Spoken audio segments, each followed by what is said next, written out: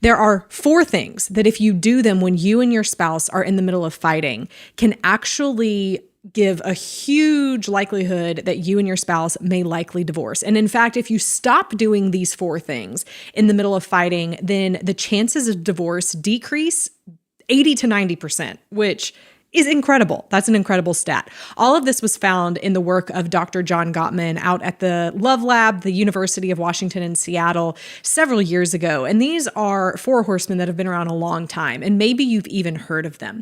But in today's video, I'm going to be going a quick overview of what the 4 horsemen are, but really we're going to sit for a minute on the one called stonewalling. We're going to talk about what stonewalling is and what the antidote to stonewalling can be in order to stop stonewalling and actually do more productive things in the middle of your fighting and in the middle of your conversations. Overall, the 4 horsemen are as follows. The first of the 4 horsemen, in no particular order, is defensiveness. Defensiveness, many of us can understand, is pretty much what it sounds like. When someone, like my husband, if he were to come to me and say, "You didn't take the trash out today," or something like that, then if I respond by, "Well, you didn't do your part. You didn't unload the dishwasher," or "I haven't taken the trash out because I've been doing all of these other things around the house that you never show appreciation for." That's defensiveness. And it's basically saying that I'm not the problem, it's you. The opposite of what Taylor Swift would say. It's basically saying, hey, I'm diverting blame because I don't really want to take responsibility for my actions in this. Defensiveness continues to spiral the conversation downward. You're likely never going to get out of a cycle of defensiveness because it just leads the other person to become more defensive. The second of the 4 horsemen is criticism. And in criticism, it's when you begin to see the other person as the problem and not just their actions. So it's basically when you begin to say, what's wrong with you? It's when you turn a complaint and you make it very personal. So a criticism, an example, how I might be critical towards my husband is if he didn't take the trash out. And instead of just saying, "Hey babe, would you mind getting the trash when you get the chance?" It would instead be me saying, "Rob, how do you always forget to take the trash out? What's wrong with you? You do this all the time. What's wrong with you?" I'm not just talking about the behavior. I'm now attacking his character. I'm attacking him personally. That's criticism. The third of the 4 horsemen is contempt. And this one kind of plays off of criticism. It's taking criticism a step deeper, where it's not just you looking at the other person and saying, "What's wrong with you?" But it's looking at the other person and saying, not only is there something wrong with you, but I'm better than you. You are beneath me in some way. It's taking the example of the trash and saying, "Hey, Rob, why didn't you take the trash out? You never take the trash out. You know what? I knew you were good for nothing. You're just lazy. You just sit around all day. How can I get anything done when I don't have someone in the house to actually help me do anything? Ugh, I can't believe you." This takes criticism several steps further because I'm not just attacking his character, but I'm actually putting him in a place where I see myself as being superior to him. I see myself as being better than him. And the real problem with that is I'm going to begin acting like that. And people who live in contemptuous marriages, they suffer from decreased immune system. They are more likely to be sick all of the time, many other terrible things, but that's not the topic of today's video. It's terrible though. Shouldn't be contemptuous. Then the fourth of the 4 horsemen is stonewalling. And stonewalling at its core is basically what it sounds like, that the person who is doing the stonewalling is putting a wall up and they're starting to shut themselves off from what they're hearing. It would be like in this situation, the example I'll continue using, if I go to my husband, Rob, and I say, "Why didn't you take the trash out?"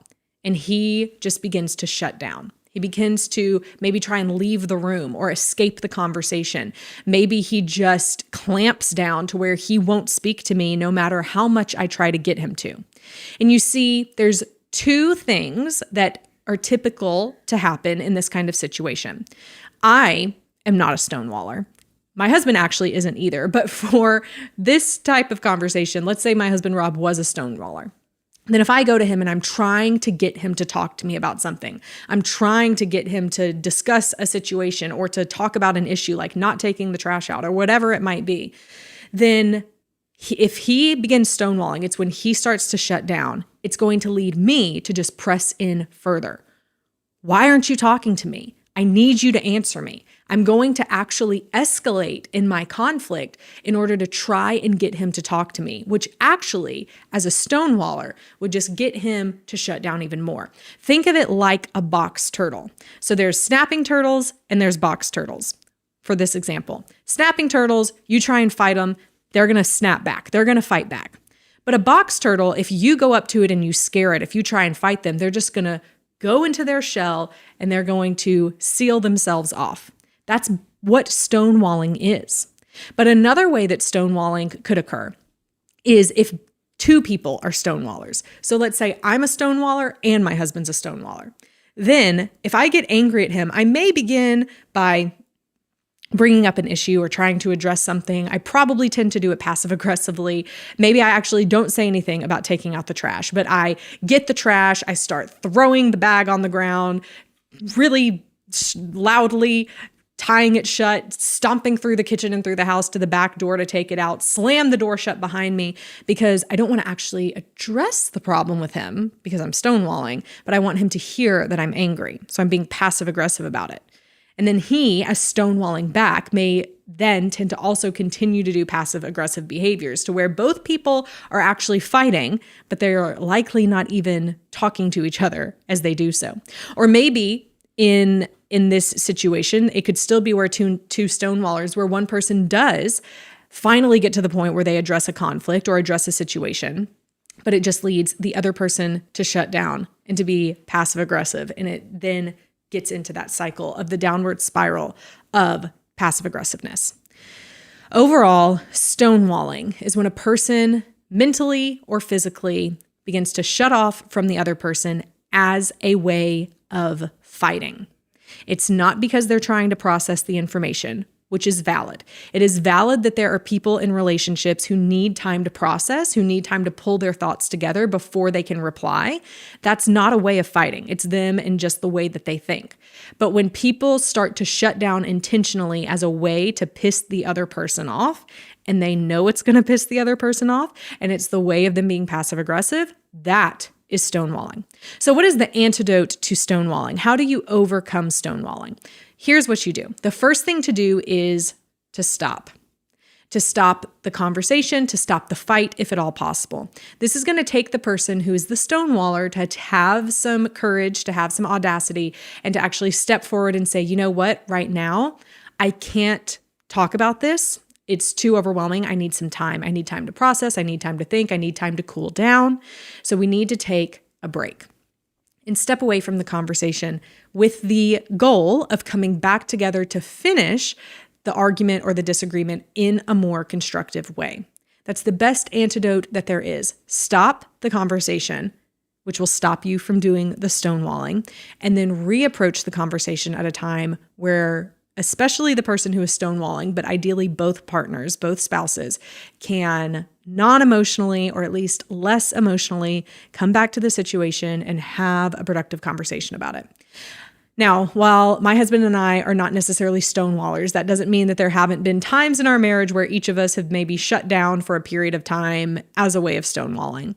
And one of the things, whether we've stonewalled or not, that I have found when it comes to when my husband and I fight, one of the things that I have found is it has always been a better idea to take the break and to come back together less emotional and more level-headed than trying to just grind our teeth and grit through the current conversation.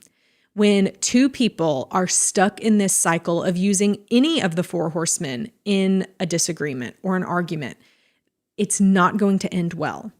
And the tendency is to want to just keep pushing through because you think we just want to get this over with. We want to get it done. We want to get to a resolution sooner than later. So let's just keep going. And honestly, some people may be hesitant to disengage from a disagreement anyway because they're thinking, if I disengage, then the other person wins, or maybe I won't get my way.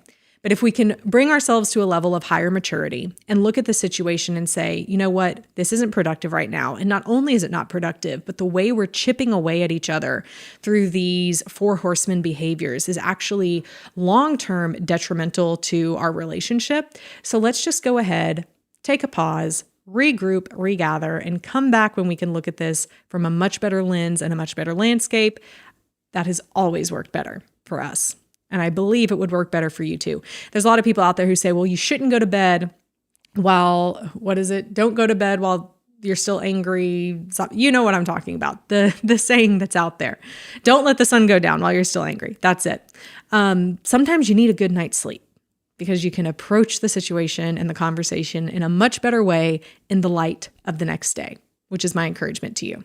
If you're struggling with talking to your spouse and feel like you're just disagreeing all of the time, or maybe that your spouse has been stonewalling you for a long time, maybe they're not talking to you right now and you just can't get them to open up, then I encourage you to get our ultimate guide to getting your spouse to talk to you.